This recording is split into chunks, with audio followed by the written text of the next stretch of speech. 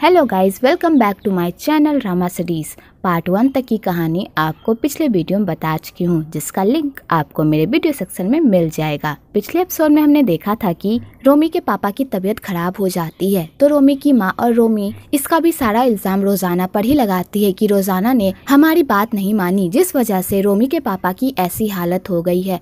तो बेचारी रोजाना ये सब सुनकर तो और शॉक्ड हो जाती है। आगे रोमी के पापा को होश आता है, तो रोजाना रोमी के पापा को कहती है, मुझे माफ़ कर दीजिए पापा, आपको मेरी वजह से ये सब झेलना पड़ रहा है।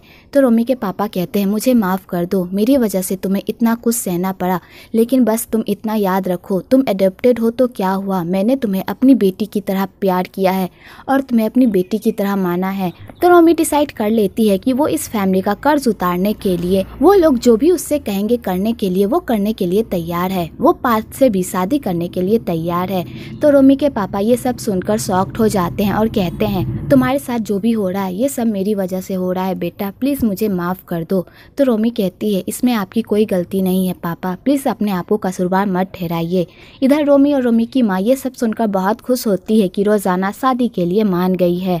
आगे पूरब रोजाना को कॉल करता है, पर रोजाना पूरब का कॉल नहीं उठाती, क्योंकि उसे समझ में नहीं आता कि वो पूरब से कैसे बात करे और उसे कैसे कहे कि वो उसे छोड़कर दूसरे बंदे से शादी कर रही है। इधर पूरब पूरी तरह परेशान हो जाता है कि रोजाना उसका कॉल क्यों नहीं पिक कर रही।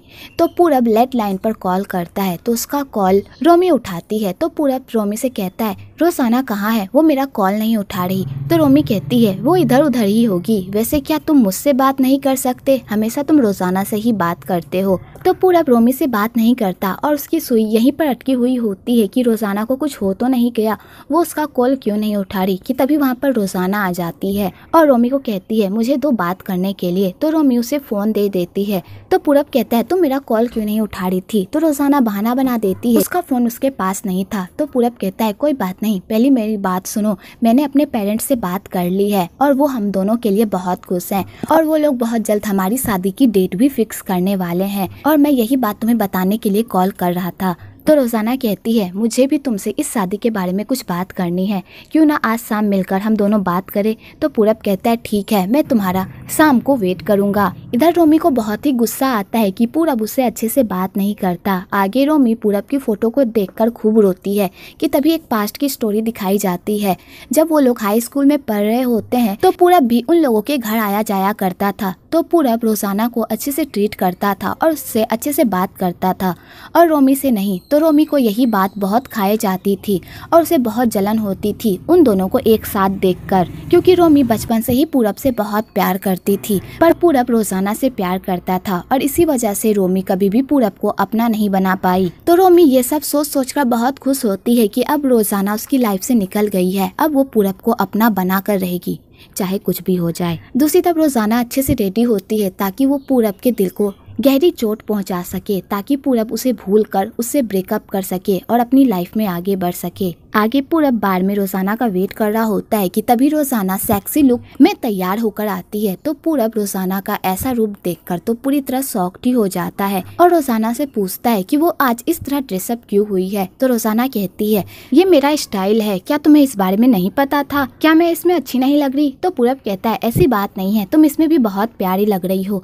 लेकिन मैंने तुम्हें पहली बार देखा ना, इसलिए मैंने पूछा। तो रोजाना कहती है, तब तो तुम मेरे बारे में कुछ जानते भी नहीं, मुझे ये सब करना बहुत ही पसंद है। आगे रोजाना पूरब को कहती है, मेरी शादी हो रही है एक पैसे वाले अमीर आदमी से, इसलिए मैं तुमसे ब्रेकअप कर रही हूँ। तो पूरब ये सब सुनकर तो शॉक्ड ही हो जाता है और कहता है, तुम ये सब क्या कह रही हो, मुझे जहाँ तक पता है तुम ऐसी लड़की नहीं हो।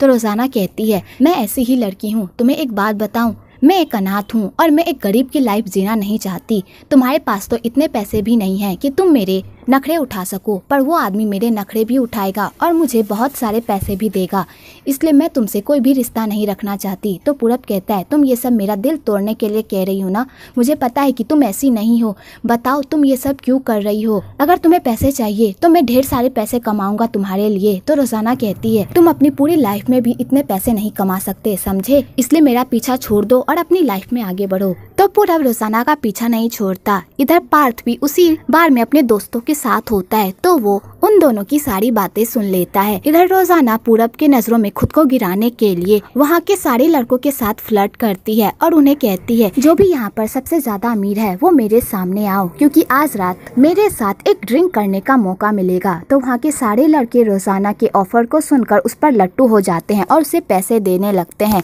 तो पूरब रोजाना की ऐसी बकवास बातें सुनकर पूरी तरह शॉक्ड हो जाता है और रोजाना को कहता है अगर तुम्हें पैसे ही चाहिए तो मैं तुम्हें पैसे दूंगा, प्लीज यहाँ से चलो। तो रोजाना पूरब को कहती है क्या तुम्हें अब भी समझ में नहीं आया, मेरे लिए सिर्फ पैसा मायने रखता है, प्यार से जिंदगी नहीं चलती, क्या मैं प्यार ही तोड़ तोड़ कर खाऊंगी, नहीं ना, इसलिए मुझे पैसे चाहिए। और रोजाना दिल पर पत्थर रखकर पूरब का दिल तोड़कर वहाँ से चली जाती है।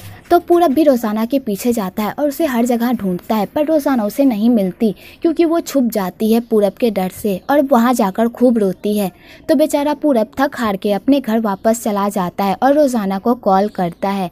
इधर रोजाना खूब रोती है। दूसरी तरफ पार्थ ऊपर से रोजाना को देख रहा होता है और रोजाना को देखकर उसे अपनी वाइफ की याद आती है जिसने सिर्फ पैसों के लिए उससे शादी की थी और पैसों की वजह से ही वो उसे छोड़कर चली गई। तो पार्थ कहता है मुझे तुम जैसी औरतों से नफरत है जिसके लिए प्यार कोई मायने नहीं रखता, सिर्फ पैसा मायने रखता है। और पार्थ को ये भी पता चल जाता है कि रोजाना ही वही लड़की है जिससे उसकी शादी होने वाली है। अगले दिन रोजाना नौकरों वाला काम कर रही होती है तो वहाँ पर एक नौकरानी आती है और कहती है तुम ये काम क्यों कर रही हो, मैं कर देती हूँ। तो रोजाना कहती है मुझ में और आप में कोई फर्क नहीं है क्योंकि मैं भी इस घर की एक नौकर ही हूँ। कि तभी वहाँ पर रोमी आ जाती है और आग में घी डालने का काम करती है और कहती है तुम सही कह रही हो, तुम सिर्फ एक नौकर ही हो, इसलिए जाओ और अपना रूम खाली कर दो क्योंकि मेरे कुछ दोस्त आ रहे हैं मेरे साथ पार्टी करने के लिए, और तुम जैसी नौकरानी एक आलीशान कमरे में कैसे रह सकती है, इसलिए अपना सारा सामान वहाँ से हटाओ, समझी। और रोमी ये कहकर बाहर चली जाती है। तो रोजाना अपने रूम का सारा सामान हटाती है और अपने सामान को देखकर इमोशनल हो जाती है कि तभी एक नौकरानी आकर उसे बताती है कि उससे कोई मिलने आया है। तो रोजाना नीचे जाती है तो पूरब उससे मिलने आया हुआ होता है। तो पूरब रोजाना को कहता है मुझे पता है कि तुम्हारी कोई ना कोई मजबूरी जरूर है जो तुम मेरे साथ ऐसा बिहेव कर रही हो, प्लीज मुझे बताओ आखिरकार तुम ऐसा क्यों कर रही हो। तो रोजाना कहती है मुझे तुमसे जो भी कहना था वो सब मैंने कल रात ही कह दिया, अब यहाँ से चले जाओ, अब हम दोनों के बीच कुछ भी नहीं हो सकता। और रोजाना ये कहकर वहाँ से जाने लगती है। तो पूरब उसे पीछे से हक कर लेता है और कहता है प्लीज मत जाओ रोजाना, मुझे पता है कि तुम ऐसी लड़की नहीं हो, तुम ये सब जानबूझकर कर रही हो, प्लीज मुझे बताओ आखिरकार तुम ये सब क्यों कर रही हो। तो बेचारी रोजाना ये सब सुनकर रोने लगती है, पर वो अपने दिल पर पत्थर रख कर पूरब के साथ रूडली बात करती है। कि तभी वहाँ पर पार्थ आ जाता है। तो वो दोनों पार्थ को देखकर हैरान होते हैं। तो पूरब कहता है ये कौन है। तो रोजाना कहती है ये वही बंदा है जिसने तुम्हारी जान बचाई है। तो पूरब पार्थ को थैंक्स कहता है और कहता है तुम यहाँ पर क्या करने आए हो। तो पार्थ कहता है ये मेरा ससुराल है और मैं अपनी वाइफ से मिलने आया हूँ जिसके गले तुम अभी पड़ रहे थे, ये मेरी वाइफ है और मेरी वाइफ से दूर रहो। तो पूरब ये सुनकर तो शॉक्ड ही हो जाता है और रोजाना भी ये सुनकर शॉक्ड हो जाती है। आगे पार्थ रोजाना से बदतमीजी से बात करता है और कहता है जब इस लड़की ने पैसे की वजह से तुम्हें छोड़ ही दिया है फिर तुम इसके पीछे क्यों पड़े हुए हो, क्या तुम्हें समझ में नहीं आ रहा ये किस टाइप की लड़की है। तो पूरब को बहुत ही गुस्सा आता है कि वो रोजाना के बारे में बकवास कर रहा है। तो पूरब पार्थ को मारने ही वाला होता है, पर वो रुक जाता है और कहता है अगर तुमने मेरी जान नहीं बचाई होती तो आज मैं तुम्हें जिंदा नहीं छोड़ता। और दोनों में गर्मा गर्मी होने लगती है। तो रोजाना उन दोनों को शांत करती है और पूरब को दूर धकेलती है और कहती है तुम मेरे होने वाले पति से बदतमीजी क्यों कर रहे हो, अब तुम्हें पता चल गया ना मेरी शादी इससे हो रही है, तो अब यहाँ से चले जाओ। और रोजाना पार्थ के साथ फ्लर्ट करने लगती है। तो पार्थ भी रोजाना पर अपना हक जताने लगता है। तो पूरब को ये सब देखकर बिल्कुल भी अच्छा नहीं लगता और बेचारा अपना टूटा हुआ दिल लेकर वहाँ से चला जाता है। तो पूरब के जाते ही रोजाना पार्थ से दूर हो जाती है और वहाँ से चली जाती है। तो पार्थ भी उसके पीछे जाता है और कहता है दुखी होने का नाटक क्यों कर रही हो, मुझे पता है कि तुम अंदर से बहुत खुश हो क्योंकि तुम इसी टाइप की लड़की हो जो पैसे से प्यार करती है। तो रोजाना कहती है तुम्हें लग रहा है कि मैं नाटक कर रही हूँ, मैं नाटक क्यों करूंगी। तो पार्थ कहता है तुम जैसी लड़कियों को मैं बहुत अच्छे से जानता हूँ जो पैसे के लिए कुछ भी कर सकती है। अभी कुछ देर बाद तुम नीचे गिरोगी और मुझसे सिंपैथी हासिल करने की कोशिश करोगी, लेकिन याद रखना मैं इस टाइप का इंसान नहीं हूँ, मुझे तुम्हारी सच्चाई पहले से पता है कि तुम पैसे की भूखी हो। और पार्थ रोजाना की इंसल्ट करने लगता है। तो रोजाना ये सब देखकर तो पूरी तरह शॉक्ड ही हो जाती है और वो कहती है मुझसे दूर रहो, तो पार्थ कहता है अपने बिहेवियर पर ध्यान दो, क्योंकि मैं तुम्हारी फैमिली के लिए बहुत ही इम्पोर्टेंट इंसान हूँ। अगर मैं पीछे हट गया तो तुम्हारी फैमिली पूरी तरह बर्बाद हो जाएगी। कि तभी वहाँ पर रोमी की माँ आ जाती है और पार्थ को देखकर हैरान होती है और उससे पूछती है, बेटा आज तुम यहाँ पर क्या करने आए हो, क्या शादी की बात करने आए हो? तो पार्थ कहता है आप ऐसा ही समझ लीजिए। तो रोमी की माँ कहती है तुम्हारी माँ कहाँ है, वो नहीं आई शादी की डेट फिक्स करने के लिए? तो पार्थ कहता है शादी मेरी है ना कि मेरी माँ की, इसलिए मैं डिसाइड करूँगा कि शादी कब होगी और कैसी होगी। मैंने डिसाइड कर लिया है कि हम दोनों की शादी कल होगी, इसलिए जाइए और शादी का सारा इंतजाम कीजिए। तो बेचारी रोजाना ये सुनकर तो पूरी तरह शॉक्ड ही हो जाती है। पर रोमी की माँ ये सब सुनकर बहुत खुश होती है, क्योंकि कल उसे उसके पूरे 10 लाख रुपए मिल जाएंगे। आगे उन दोनों के शादी का दिन भी आ जाता है। तो रोमी बहुत ही अच्छे से तैयार होती है और अपनी माँ के साथ सारे गेस्ट को अटेंड करती है। तो सारे मेहमान रोमी की माँ से पूछते हैं अभी तक दूल्हा क्यों नहीं आया, इतनी देर हो चुकी है। तो रोमी की माँ कहती है वो शायद रास्ते में ही होगा, आप लोग टेंशन मत लीजिए, प्लीज एंजॉय कीजिए। आगे रोमी की माँ किसी काम से अंदर चली जाती है और रोमी बाहर में खड़े होकर टल्ली मारती है कि तभी उधर से दूल्हे की कार आती है। पर उस कार से दूल्हा नहीं बल्कि दूल्हा का सेक्रेटरी बंटी निकलता है। पर रोमी को ये बात पता नहीं होती कि वो पार्थ नहीं बल्कि बंटी है, क्योंकि आज तक वो असली पार्थ से मिली ही नहीं होती। अगर वो मिल जाती तो वो इस शादी के लिए कभी भी मना नहीं करती। आगे बंटी रोमी के साथ फ्लर्ट करने लगता है और उसे चिढ़ाने लगता है। तो रोमी बंटी के ऐसे बिहेवियर से पूरी तरह पगला जाती है और शादी के फंक्शन को छोड़कर जाने लगती है। तो रोमी की माँ कहती है तुम कहाँ जा रही हो? तो रोमी कहती है मैं इस बकवास शादी और उस पागल दूल्हे के साथ एक और मिनट नहीं रह सकती, मैं अपने दोस्तों से मिलने जा रही हूँ। और रोमी उस शादी से चली जाती है। आगे दुल्हन भी नीचे आ जाती है। तो सब दूल्हे का वेट करते हैं पर दूल्हा आता ही नहीं। तो सबको लगता है कि कहीं दूल्हा भाग तो नहीं गया। कि तभी उधर से दूल्हे की एंट्री होती है, जो एकदम गांव के गवार के स्टाइल में बाराती लेकर आता है। तो सारे लोग ये सब देखकर तो पूरी तरह शॉक्ड हो जाते हैं और कहते हैं ये रोमी की माँ ने अपनी बेटी की शादी किस गवार से फिक्स कर दी है, जिसे मैनर्स नाम की कोई चीज नहीं है। तो रोमी की माँ कहती है दूल्हे साहब आप आ गए मेरे सारे पैसे लेकर? तो पार्थ कहता है हाँ मैं आ गया। और पार्थ रोजाना की तरफ ढेर सारी चाय पत्तियों की पत्ती फेंक देता है और कहता है ये रहे आपके सारे पैसे। तो रोमी की माँ कहती है तुम मेरे साथ मजाक कर रहे हो, हमने डील की थी इस शादी के बाद तुम मुझे मेरे सारे पैसे लौटा दोगे। तो पार्थ कहता है मैं आपको आपके सारे पैसे एक शर्त पे दूंगा, आपको मेरे साथ एक कॉन्ट्रैक्ट साइन करना होगा। आपकी बेटी को मेरे बागान में मजदूरों की तरह काम करना होगा, क्योंकि आप अपनी बेटी को मेरे पास बेच रही हैं। तो मैं जो चाहूँ वो आपकी बेटी के साथ कर सकता हूँ और मैं आपकी बेटी का 3 महीने तक टेस्ट लूंगा कि वो मेरी वाइफ बनने के लायक है भी या नहीं। अगर ये 3 महीने के टेस्ट में पास हो गई तो मैं 3 महीने बाद आपके सारे पैसे तुरंत दे दूंगा। और आप पैसे की टेंशन मत लीजिए, मैं आपको हर मंथ 1 लाख रुपए भेजता रहूंगा। अगर इन 3 महीनों में इसने अगर भागने की कोशिश की या इसने मेरा साथ छोड़ा तो हमारा ये कॉन्ट्रैक्ट यहीं पर खत्म हो जाएगा। अगर आपको ये कॉन्ट्रैक्ट मंजूर है तब तो ये शादी होगी, वरना नहीं होगी। तो बेचारी रोमी की माँ ये सब सुनकर शॉक्ड हो जाती है, पर उनके पास कोई ऑप्शन नहीं होता। तो बेचारी रोजाना अपनी फैमिली की खातिर उस कॉन्ट्रैक्ट पर साइन कर देती है। तो पार्थ वो कॉन्ट्रैक्ट साइन करवाकर वहाँ से जाने लगता है। तो रोमी की माँ कहती है दूल्हे राजा इतनी जल्दी कहाँ चले, अभी शादी होना तो बाकी ही है। आगे उन दोनों की शादी होती है। तो वो घमंडी पार्थ अपना सड़ा हुआ फेस लेकर वहाँ पर बैठा हुआ होता है। तो सब शादी की रस्में कर रहे होते हैं। तो रोजाना के पापा कहते हैं प्लीज मेरी बेटी का अच्छे से ख्याल रखना, और रोजाना को कहते हैं अगर तुम ये सब बर्दाश्त नहीं कर पाओगी तो मुझे बता देना, मैं तुरंत तुम्हें लेने के लिए आ जाऊंगा, ठीक है बेटा। आगे पूरब भी उस शादी में आता है और उस शादी की रस्मों में भाग लेता है और पार्थ को कहता है मुझे पता है रोजाना की कोई ना कोई मजबूरी जरूर रही होगी इस शादी को करने में, इसलिए मैं हार नहीं मानूंगा, चाहे कुछ भी हो जाए मैं अपनी प्रिंसेस को वापस लेकर रहूंगा। तो पार्थ कहता है जरूर ले जाना मेरे इस्तेमाल करने के बाद। तो पूरब कहता है तुम में इंसानियत नाम की चीज नहीं है, इसलिए तुम्हें नहीं पता कि औरतों से कैसे बात करते हैं। तुम रोजाना को डिजर्व नहीं करते, मैं उसे तुम्हारे पास से छीन कर रहूंगा, समझे। तो पार्थ को इस बात पर बहुत गुस्सा आता है और वो पूरब को एक घूसा खींचकर छीनने की बात कर रहे हो। तो पूरब कहता है हाँ मैं कर रहा हूँ और मैं इसे छीन कर रहूंगा, समझे। तो पार्थ कहता है ख्याली पुलाव पकाना बंद करो, रोजाना अब मेरी वाइफ है और अब मैं इसके साथ जो चाहे वो कर सकता हूँ। और पार्थ रोजाना को अपने साथ रूम में लेकर चला जाता है। तो पूरब भी उन दोनों के पीछे जाता है, पर रोमी की माँ पूरब को रोक लेती है और कहती है अब वो दोनों मियाँ बेबी हैं, इसलिए उनके मामले में मत बोलो।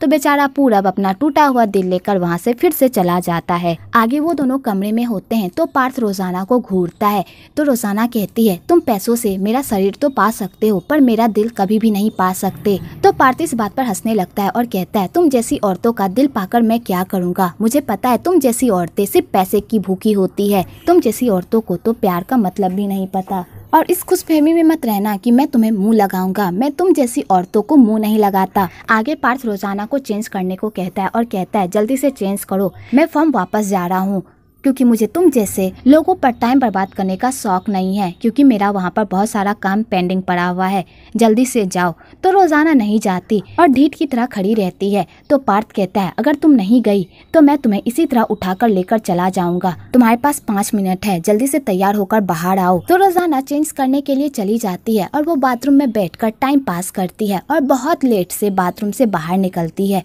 तो पार्थ का गुस्सा तो 7वें आसमान पर पहुंच जाता है और कहता है तुम इतनी देर से क्या कर रही थी, मैंने तुम्हें 5 मिनट में चेंज करके आने को कहा था ना, तुम क्या बाथरूम में सो गई थी। तो रोजाना उसकी कोई भी बात का जवाब नहीं देती और उसे एटीट्यूड दिखाती है और जाकर सोफे पर सो जाती है। तो पार्थ कहता है क्या तुम बहरी हो या तुम्हें सुनाई नहीं दे रहा, मैं तुमसे पूछ रहा हूँ, जल्दी से चलो, यहाँ पर सोने क्या लगी हो। तो रोजाना कहती है मैं बहुत थक गई हूँ इसलिए मैं सोने जा रही हूँ और आगे की बात हम कल करेंगे। और रोजाना सोने चली जाती है। तो पार्थ को बहुत गुस्सा आता है और वो कहता है अगर तुम ऐसे नहीं मानोगी तो मुझे दूसरा तरीका अपनाना पड़ेगा।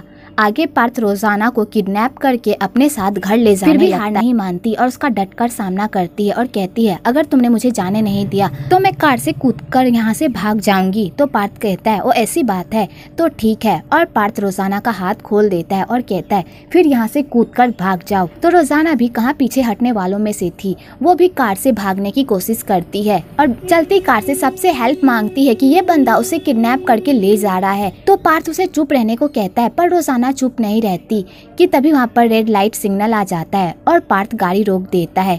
तो रोजाना इसी मौके का फायदा उठाकर पार्थ से दूर भाग जाती है।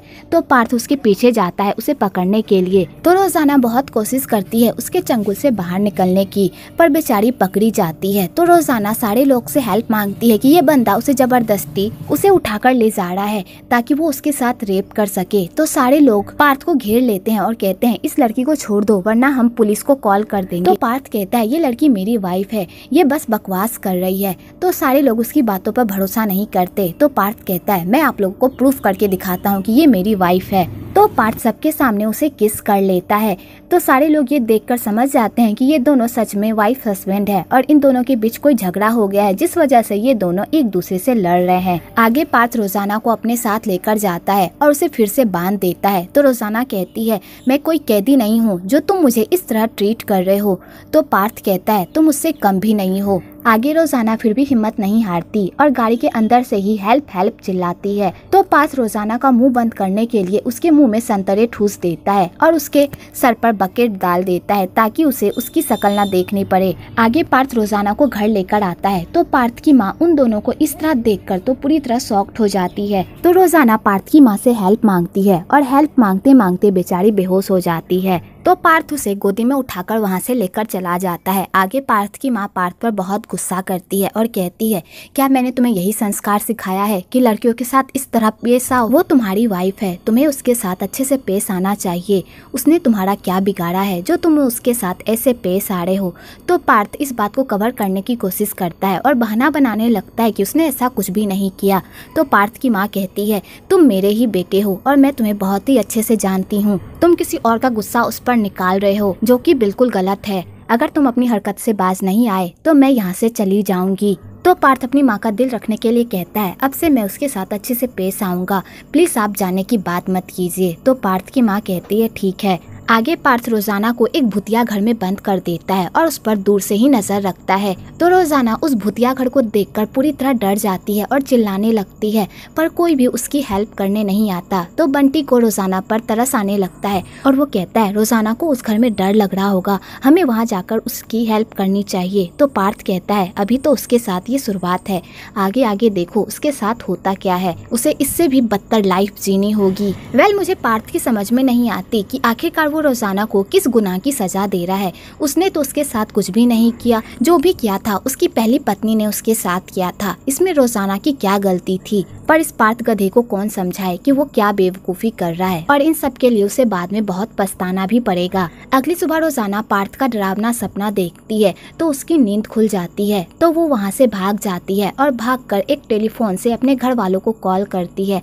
तो उसके पापा कहते हैं तुम ठीक हो ना। तो रोजाना अपने पापा को ये बात कहने ही वाली होती है कि वो घर वापस आना चाहती है कि उससे पहले ही उसकी माँ उसके पापा से फोन छीन लेती है और रोजाना को कहती है तुम्हारे पापा हॉस्पिटल में हैं और हमारे पास इतने पैसे भी नहीं हैं कि हम हॉस्पिटल का बिल भर सके, इसलिए अपने पति को कहो कि हमें वो पैसे दे ताकि हम तुम्हारे पापा का इलाज करवा सके।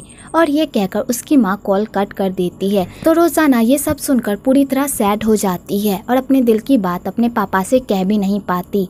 और यहीं पर पार्ट 2 खत्म होता है। अगर आपको ये वीडियो अच्छी लगी हो तो एक लाइक जरूर करें और मेरे चैनल को सब्सक्राइब करना तो बिल्कुल ना भूलें।